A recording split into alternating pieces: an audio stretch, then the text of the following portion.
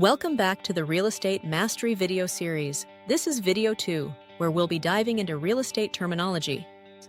The key terms you need to know to speak the language of real estate and make smart, informed decisions. If you want to succeed in real estate, you have to speak the language. The industry is full of terms and concepts that can feel overwhelming to beginners. But don't worry, in today's video, we're breaking down the most important real estate terms you need to know so you can understand deals, talk to agents and lenders with confidence, and start making informed decisions. Let's get started. Before you make your first real estate investment, it's crucial to understand the key terms that will come up in deals, contracts, and negotiations. Let's start with the fundamentals. Here are some basic real estate terms. 1. Property types. Single-family home, SFH, a standalone house meant for one family. Multifamily property, a building with multiple housing units, like a duplex or apartment complex. Commercial real estate, CRE, property used for business purposes like offices, retail stores, or warehouses. Mixed-use property, a combination of residential and commercial spaces, like a building with apartments above a retail store. REO, real estate owned, properties owned by banks after foreclosure, often available at below-market prices. Opportunity zones, government-designated areas that offer tax incentives for real estate investors to promote economic growth. Understanding property types helps you choose the right investment strategy. If you want cash flow, multifamily might be better than a single-family home. If you want long-term appreciation, commercial real estate might be the move. Now, let's talk about the financial terms that every real estate investor needs to know. 2. Key financial terms. Loan-to-value ratio, LTV, the percentage of the property's price that you're borrowing. Example, if a house costs $200,000 and you put down $40,000, your LTV is 80%. Debt-to-income ratio, DTI, the percentage of your income used to pay debts. Lenders use this to decide how much you can borrow. Capitalization rate, cap rate, measures the return on an investment property.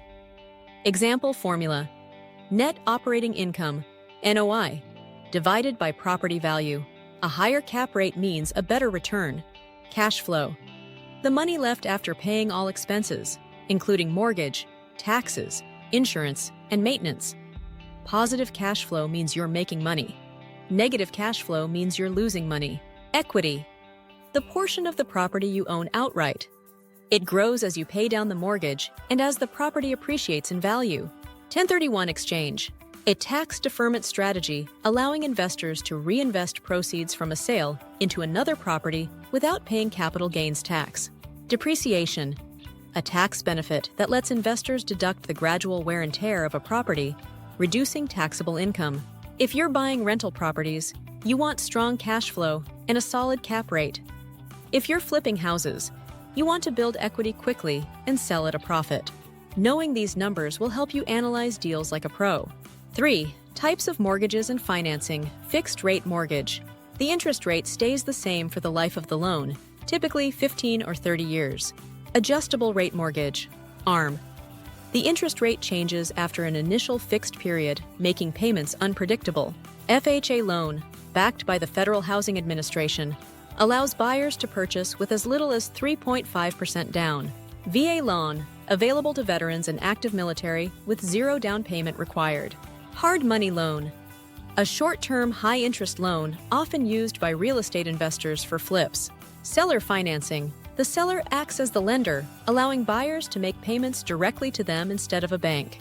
Portfolio loan, a mortgage kept by the lender instead of being sold to investors, often offering more flexible terms. Your financing choice can impact your profits.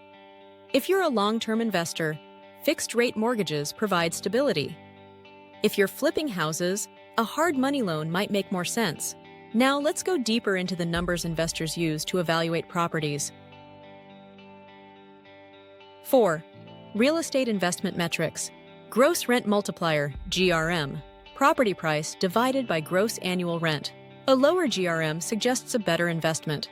Net operating income, NOI, rental income minus operating expenses. This tells you how much profit a property is generating. Cash-on-cash return. Annual cash flow divided by total cash invested. It measures how quickly you're getting your investment back. After repair value, ARV, the estimated value of a property after renovations. Flippers use ARV to determine their profit potential. Debt service coverage ratio, DSCR. NOI divided by total debt service. Used by lenders to assess a property's ability to cover loan payments.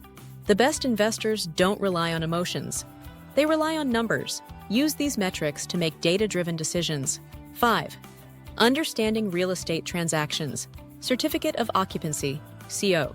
A document issued by the local government confirming that a property meets all safety and building code requirements and is fit for occupancy. It's often required before leasing or selling a newly constructed or significantly renovated building.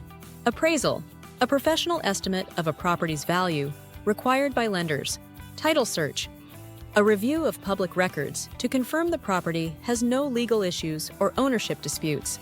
Earnest money, a deposit made by the buyer to show serious intent to purchase. Escrow, a third party holds funds until all conditions of the sale are met.